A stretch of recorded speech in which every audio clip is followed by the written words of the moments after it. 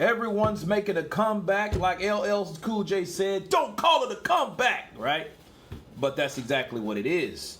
Evander, the real deal Holyfield, I just seen a nice little video clip of him hitting the mitts, hitting the body bag, doing calisthenics, road work. And for 57 years old, he looks good. For 57 years old.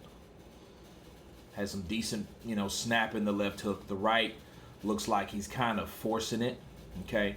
Now, honestly, I seen a little bit of that with Mike Tyson when he was, going beast mode, but it was almost like he was fighting through the fatigue, okay? And that's hard to do. When you're fatigued, it's a hard thing to overcome.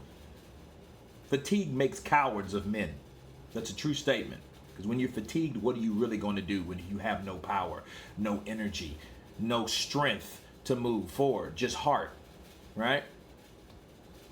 And he looks good for 57, but I have to admit, Mike Tyson looks a lot better. And to recap on a video that I recently done with Joe Rogan and his reaction, I actually watched the rest of that. I think I put that in the podcast. The link of that podcast, and there is type situations where there is an exempt for people over a certain age that has lower testosterone, and then what happens where they actually get they can perform better when they have that extra testosterone, things they couldn't do in years. So it kind of puts you back at a certain level. Like if you're in your 50s, you can fight at least 30, like 35. It takes you back. It gives you the type of energy that you had when you were a lot younger. The question is, it depends on how the body is, what type of damage the body took, before adding the testosterone and replacement to that particular person. So they do have some type of tax exempt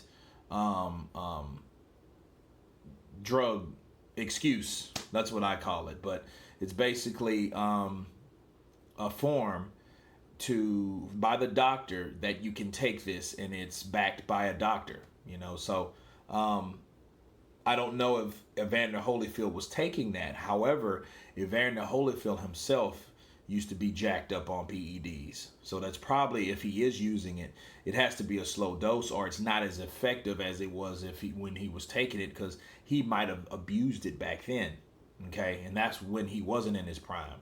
So that's when he was around in his prime, to say.